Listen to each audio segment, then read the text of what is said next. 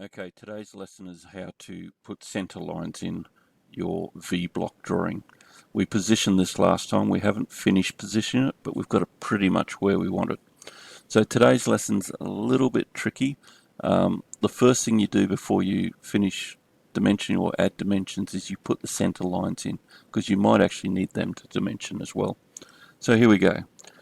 I'm on annotate. I've got all my drawings positioned roughly where I want them. And I'm going to use this command here, which is our center mark. So if I click on that, all I have to do is to hover over and click on the circle. It automatically puts it in for me. You need to remember that if you've got a center line here, it means you need an axis down here and an axis down here. So we're going to have a look at the right side view first, because this is an easy command here to use it. We've got a center line bisector. You pick two lines and it'll put a center line in it. So I'm going to click on that, and I'm going to click on this line and this line, and it automatically puts a center line in it. I could have just as easy hit that line and that line, which is these two so it's two circles in the slot. So there'd be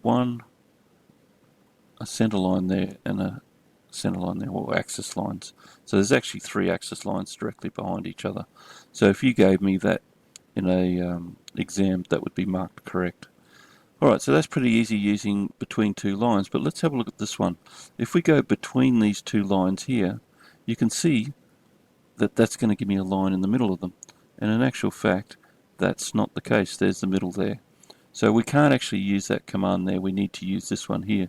But it's a little bit tricky because we don't have points of reference, because we've only got half of this circle. We don't have the other circle here.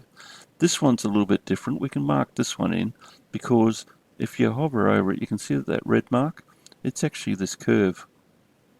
And I can pick up the end where that joins that line there. So I'm just going to use this command up here, our center line. I'm going to come down to here, and you can see the red line. If I go along, it will go green.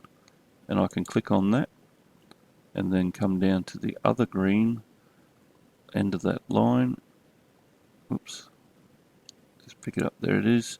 And it automatically sticks it through exactly what a center line should be.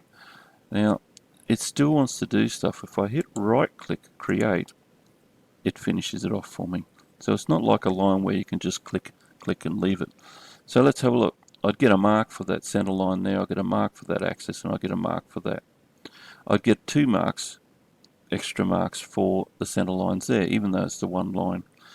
What I'm struggling with now is I need to put these two center lines in here, or two axis lines, sorry.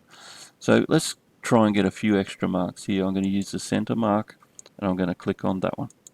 There you go. I've got a center line and I've got a center line. They don't join, so what I need to do is to get out of the center line command, hit escape, and I'm just going to grab this one here and drag him over a little bit. What that does is it shows that those are in line, those two circles. As a matter of fact, the three of them are in line. Alright, so I've got 4 marks for the top for my center lines. It's just this bottom one. I've got 2 lines here to put in. This is the tricky one. What you need to do is to sketch them in, or sketch a couple of lines in there. So if you go sketch line, and if you hover over this, you can see a dotted line there, and I've just gone into sketch command. There's our finish sketch button up the top there. So if I come along, I'm just going to click down here. I'm going to hit escape. Just undo that. I've just done that wrong. I'm just going to go to line command, click, and when I hit escape, then the second time, you can see this yellow lines actually started. I'm going to hit line again, and from there I'm going to come out and draw a horizontal line 6 millimeters. Okay, now that 6 millimeter line, you can see I want to draw another one. I want to hit escape. That 6 millimeter line is the radius of the circle at the top, because this is 12 mil, so obviously from there to there it's 6 mil. Alright, so I've got one top bit. I'm going to come down and draw the bottom line. Now these are just kind of like construction lines. Click on there, come out to 6 mil. There it is.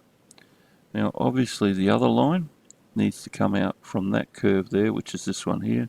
So I'll come out, I'll go click, drag that out and I'll make that one 6 mil. Wants to draw another line, I'll hit escape, go to line command, come down, green dot, come out, 180 degrees, 6 mil.